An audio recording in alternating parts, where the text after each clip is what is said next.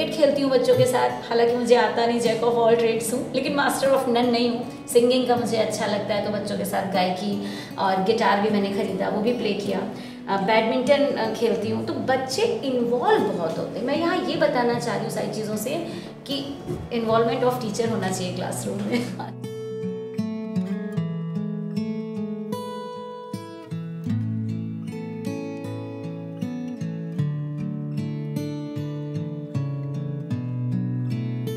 नमस्कार, आप सभी का एक बार फिर से स्वागत है। जैसे कि आप सभी को पता है कि गांव कनेक्शन एक खास मुहिम चला रहा है, टीचर कनेक्शन, जिसमें हम उनकी बात करते हैं जिनके बारे में शायद ही कभी कोई बात करता हो। उन अध्यापकों, शिक्षकों, मैडम जी, गुरु जी, जिनके बारे में शायद ही कभी कोई बात करता हो। तो आज हमारे साथ एक ऐसी शख्सियत है जो शायद किसी परिचय की मोहताज ना हो, उनसे आपको रूबरू करवाते हैं। वो है स्नेहिल पांडे जी, जिन्हें कि राष्ट्रपति ने भी सम्मानित किया है, नेशनल अवार्डी हैं, मिशन शक्ति और कायाकल्प का चेहरा है। तो स्नेहिल जी, आपका बहुत बहुत स्वागत है। धन्यवाद दिवेंद्र जी, और धन्यवाद गांव कनेक्शन। तो स्नेहिल जी, जैसे कि मैंने बताया कि आप परिचय की मोहताज नहीं हैं, लेकिन मैं जानना चाहूँगा कि आपकी 10-11 साल की जर्नी है जो ये एक अध्यापन क्षेत्र में, तो मुझे बताइए कैसे आपकी शुरुआत हुई। सबसे पहले तो गांव कनेक्शन के जितने भी दर्शकगण जुड़े हैं उन्हें मेरा नमस्कार, और ज़्यादा से ज़्यादा लोग देखिए गांव कनेक्शन को। और ये जो टीचर कनेक्शन मुहिम है, इसकी मैं तहे दिल से सराहना करती हूँ। आपने सही कहा, जिनके बारे में कोई बात नहीं करता, जो नहीं जाने जा रहे समाज में, उस पर गांव कनेक्शन काम कर रहा है। तो ये बहुत बड़ी बात है, हम सभी शिक्षकों के लिए गर्व की बात है कि कोई ऐसा प्रयास कर रहा है कि शिक्षकों के किए गए कार्य हम सभी, आप सभी समाज के सामने आएँ। रही बात 10-11 साल की जर्नी की, तो एक कहते हैं ना कि छोटा छोटा स्टेप काउंट होता है आपकी यात्रा में। आप एकदम से कोई पिलर का निर्माण नहीं कर लेते, एकदम से आप किसी बहुत बड़ी ऊंचाई पे नहीं पहुंचते। राष्ट्रपति जी, महामहिम राष्ट्रपति जी से पुरस्कृत होना अपने आप में एक बहुत ही अलग अनुभव है, और एक मेरे लिए जीवन का सबसे बड़ा और महत्वपूर्ण गौरवमयी क्षण है। किसी भी प्रोफाइल में आप अगर प्रेसिडेंट अवार्ड से सम्मानित होते हैं तो वो उसको माना जाता है जेनिथ, पराकाष्ठा है आपके काम की। मुझे लगता है मैंने तिनके से शुरुआत की थी। पहले मैं रायबरेली जनपद में पोस्टेड थी। वहाँ पर मुझे एक ऐसा विद्यालय मिला जहाँ पर स्टाफ था, और जहाँ पे मेरे लिए करने के लिए ज़्यादा नहीं था कुछ, तो मैं सिर्फ सीख रही थी अपने काम को। उसके बाद जब मेरा उन्नाव जनपद में स्थानांतरण हुआ, वहाँ से मेरी जर्नी बिगिन हुई। मैंने अपनी माँ जी को कार्य करते देखा। मेरी माता जी भी बेसिक शिक्षा परिषद में ही जॉब करती थी, और जब मैंने उन्हें देखा पास से, जब मैं उन्नाव जनपद आ गई तो मैं उनको रीड करने लगी, उनको ऑब्जर्व करने लगी। देखती थी कि वो घर से कई बार लैया चना बना कर ले जा रही हैं, कई बार वो बच्चों के लिए कतरन कपड़े लेकर जा रही हैं, कई बार वो अचार लेकर जा रही हैं। तो बड़ी उत्कंठा होती थी जानने की कि मम्मी ऐसा क्या करती है। स्कूल में तो सब लोग एक बैग उठाते हैं और चले जाते हैं।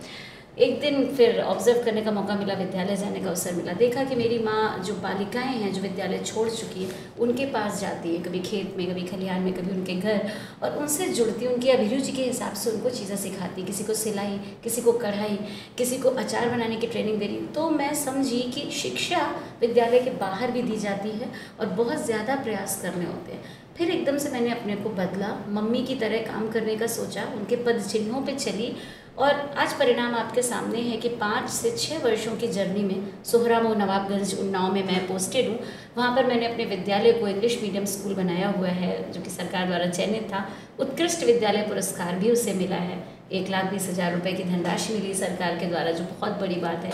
उसके बाद पुनः 2020 में उत्कृष्ट विद्यालय पुरस्कार मिला। बहुत सारी चीज़ें बच्चों का, जैसे कि बहुत तरीके के एग्ज़ाम होते हैं, नवोदय होता है, विद्या ज्ञान प्रतियोगिता होती है, उसमें बच्चों द्वारा प्रतिभाग किया गया और उनके द्वारा सेलेक्ट भी हुए वो लोग। स्टेट लेवल तक हमारे बच्चे कबड्डी में गए। पहले जनपद में होती है, एज वी ऑल नो, फिर मंडल स्तरीय होती है, फिर राज्य स्तरीय। तो ये जर्नी है हमारी, छोटी छोटी सी चीज़ें जुड़ती गई और मुझे राष्ट्रीय स्तर पर ले गई। और अब दोस्तों, आपको बताना चाहूँगी कि पूरे प्रदेश में सिर्फ एक शिक्षक को या ज़्यादा से ज़्यादा 2 शिक्षकों को ही ये पुरस्कार मिलता है। तो हाईली पॉपुलेटेड स्टेट है उत्तर प्रदेश, दिवेंद्र जी, तो वहाँ का प्रतिनिधित्व करती हूँ तो बहुत अच्छा लगता है। तो यही जर्नी थी कि कैसे गाँव के बच्चों को मुख्य धारा से जोड़ा, और कोशिश की कि प्राइवेट स्कूलों से मेरी तुलना न हो, लेकिन जब बात हो तो सरकारी स्कूल एक नंबर ऊपर हों, एक लेवल अप हों। ये अभिभावकों के मन में मैंने पिक्चर क्रिएट करने का प्रयास किया जी। तो शुरुआत में जैसे आप सोहरामऊ में जब आई, तो जैसे इतना बदलाव है अभी पिछले सालों में, तो क्या चुनौतियाँ रही आपके लिए? चुनौतियाँ वही थी कि गांव में जब आप इंग्लिश मीडियम स्कूल की बात करते हैं तो मेरे लिए चुनौती थी डाउन ट्रोडन एरिया में, रूरल एरिया में आप जब काम करते हैं तो सबसे ज़्यादा नामांकन एवं ठहराव, बच्चों का एनरोलमेंट तो हो जाता है लेकिन वो सस्टेन रूप से अटेंडेंस में नहीं आते, पहली बात। दूसरी बात वही जो टूटी फूटी बिल्डिंग की बात की, कायाकल्प तो अब आया है। अब सरकार ने ध्यान देना शुरू किया है कि 14 पैरामीटर्स हैं, हम उनसे आच्छादित कर दें, विद्यालयों में टाइलीकरण हो जाए, इलेक्ट्रिसिटी लग जाए। But at that time when I was posted there Soramukh, तो ये फैसिलिटीज़ कम थी, तो ये सब समस्याएं थी। सबसे ज़्यादा बड़ी समस्या तो ये आई कि गार्जियंस वाकई बच्चों से काम कराना ज़्यादा पसंद करते हैं, बालिकाओं को स्कूल कम भेजते हैं, तो बालिका शिक्षा वाली दिक्कत भी आई। फिर हमारा काम स्पोर्ट्स पे भी शुरू हुआ। कुछ लोगों को मैंने जोड़ा जो कराटे सिखा सकते थे, बालिकाओं को आत्मरक्षा के गुण सिखा सकते थे, अपनी सैलरी से छोटी छोटी चीज़ें की।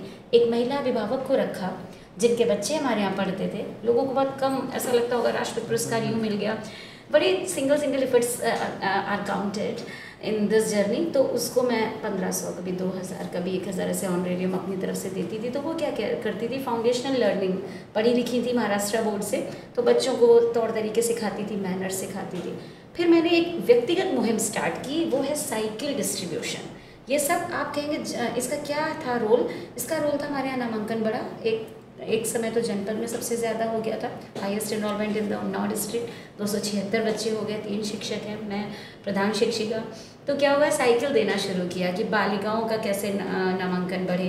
तो जो लड़की सबसे दूर से आती थी, पैदल आती थी, उसके घर की भी वास्तविक स्थिति पता की, उसके घर में भी साइकिल ना हो, बहुत गरीब हो, तब हम उसे साइकिल भेंट करते थे। तो ये मुहिम रंग लाई। आज हमारे यहाँ बालिकाओं का नामांकन कंपैरेटिवली बालक ज़्यादा है। और जागरूकता रैलियाँ निकालना, गेस्ट फैकल्टी को बुलाना, जैसे हाईवे पे सिचुएटेड स्कूल है तो NHAI के ऑफिसर्स को बुला रहे हो, यातायात संबंधी चीज़ें बताएं। सामने थाना पुलिस स्टेशन है, मैडम लोगों को बुलाया जो वर्दी में आ रही। गांव का ही कोई व्यक्ति अच्छी पोस्ट पे है, जैसे वहाँ से कुछ IRS और IAS भी निकले, कभी मुलाकात हुई तो उनको भी सर आइए आधा घंटा समय दीजिए। तो ये सब इतनी वैरायटी ऑफ क्लासरूम प्रैक्टिसेस मेरे थ्रू हुई कि बच्चों को इंटरेस्ट आने लगा कि वो बायस्ड हो गए, स्कूल तो आना ही आना है, बाकी काम थोड़ा साइड में।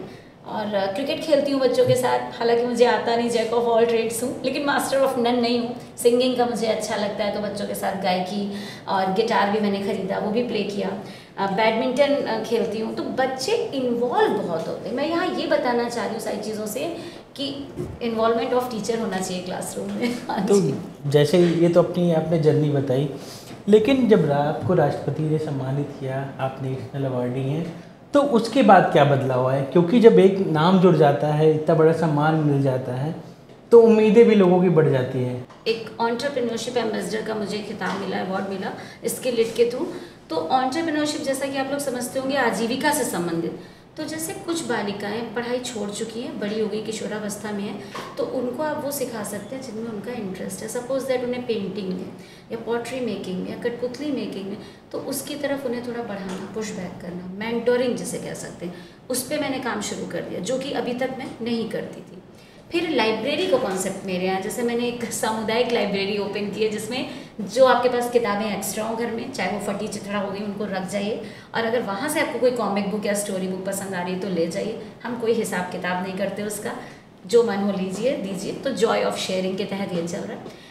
मेंस्ट्रुअल हाइजीन पे मेरा एक काम स्टार्ट हुआ है। मैंने 6 से 7 हज़ार विमेन को एक अपराजिता संस्था से जुड़कर पैड्स डिस्ट्रीब्यूशन का काम शुरू किया है, जिससे महिलाएं जो है किशोरावस्था, एडोलेसेंस की जो लेडीज़ हैं, वो उसको यूज़ करें, गर्ल्स। तो ये मेरे काम चल रहा है। और अभी हाल ही में मुझे इन्हीं अच्छे कामों के लिए एक तरीके से एक गिफ्ट मिला है सरकार की तरफ से और यूनिसेफ की तरफ से, कि हम भारतीय डेलीगेशन बन के 27 मार्च को नीदरलैंड्स जा रहे हैं माननीय शिक्षा मंत्री जी के साथ में। तो मुझे बड़ी खुशी है कि मैं भारत का प्रतिनिधित्व करूंगी। यही सब काम है, आगे भी जारी रखूँगी। नहीं, आप भी जैसे मिशन शक्ति से आप जुड़ी हुई हैं, मिशन शायद ही अगर यूपी में या कहीं भी आप देखा होगा कि पोस्टर में आपकी तस्वीर, तुम उसके बारे में ज़रा बताइएगा। कि जब मेरा चयन मिशन शक्ति की पोस्टर वुमेन के रूप में हुआ, तब तक हम लोगों से कहा गया था गोपनीय रखिएगा इस बात को। उसमें और भी 5 महिलाएं चयनित है। एक लोगो बना है, तो उसमें पुलिस विभाग की है, मेडिकल है, मेट्रो ड्राइवर हैं, 1-2 लोग और हैं। तो जब फ़ोटो सेलेक्ट हुआ तो पेट में जैसे कहते हैं ना खलबली मच रही, किसको बताएं कैसे बताएं। काफ़ी वेट करने के बाद अचानक से एक दिन सुबह जब नींद खुल रही है तो दोस्तों के फ़ोन आ रहे हैं कि क्या ये तुम हो, बट मैं उस पोस्टर में हूँ, ये मेरे लिए गौरव की बात है। अभी तक किसी सरकारी स्कूल की शिक्षिका को ये या शिक्षक को ये अवसर नहीं मिला। तो मिशन शक्ति के बाद मैंने फिर महिलाओं को एकत्र करना शुरू किया। जो भी पढ़ी लिखी महिलाएं नहीं भी है ना, वो भी समाज में कंट्रीब्यूट कर सकती हैं, बजाय कि उनको कमतर ना आके उनके अंदर हो सकता है गायकी का हुनर हो सकता है कुछ और वो अच्छा कर लें, क्राफ्ट मेकिंग कर लें। तो मेरा मानना है कि समुदाय में ज़्यादा से ज़्यादा आपकी सहभागिता हो। तो महिलाओं से मैं मिलती जुलती रहती हूँ और माताओं को आगे करके कि आप क्या कर सकती हैं, आप आसपास के लोगों को जागरूक तो कर सकती हैं। बच्चियों की परवरिश के लिए उन्हें आप ब्रेकफास्ट दें, ताज़ा खाना दें, मतलब स्मार्ट पेरेंटिंग मैंने शुरू की। मिशन शक्ति मेरे लिए वही है कि हम आसपास की महिलाओं को सशक्त करें। और एक बात और भी है कि हम महिलाओं को सपोर्ट करें। तो मैं बड़ी पक्षधर हूँ, बहुत स्ट्रॉन्ग एडवोकेट हूँ इस बात की कि हम महिलाओं की बुराई ना करें, चुगली ना करें और चिढ़े नहीं। अगर कोई महिला अच्छा काम कर रही है तो हम उसे सपोर्ट करें, एनकरेज करें, तारीफ़ करना सीखें, क्योंकि बुराई में बहुत एफर्ट्स नहीं लगते। आपने गलत सोचा और बोल दिया, प्रशंसा में तो एफर्ट्स लगते हैं। आप किसी को ऑब्जर्व करेंगे, उसकी तारीफ़ करेंगे, तो मेहनत का काम करिए, खुश रहिए। और मिशन शक्ति में आने के बाद दुनिया बदली मेरी। 75 जनपद में शायद ही कोई ऐसा जनपद बचा हो जहाँ पे मैं आमंत्रित नहीं की गई नहीं। तो अच्छा लगता है, वहाँ जाती हूँ, कुछ बोल कर आती हूँ, कई लोगों से कुछ सीखती भी हूँ। बहुत महिलाएं बहुत अच्छा काम कर रही हैं, वो सब मेरी इंस्पिरेशन है। एंड मेरी माता जी मेरी इंस्पिरेशन है, उन्हें भी महामहिम दिवंगत राष्ट्रपति श्री प्रणब मुखर्जी जी से वो भी सम्मानित है। और मैं इस मंच के माध्यम से सभी शिक्षकों को शुभकामनाएं दूंगी कि आप लोग बहुत अच्छा काम कर रहे हैं, कभी निराश न हो। इस तरीके के मंच प्रदान करने वाले हमारे देवेंद्र जी को धन्यवाद, जिन्होंने इस मुहिम की शुरुआत की। गांव कनेक्शन के बैनर को थैंक यू। और सभी शिक्षक अपने आप में महान हैं और शिक्षक का सम्मान करें और समाज में एक गरिमामयी हम लोगों का व्यक्तित्व है उसको मेंटेन रखें, बनाए रखें। और जगत गुरु, और हम लोग कहते हैं ना कि भारत जगत गुरु था और भारत फिर से जगत गुरु बनकर दिखाएगा। यही आप सभी के साथ मेरी शुभकामनाएं।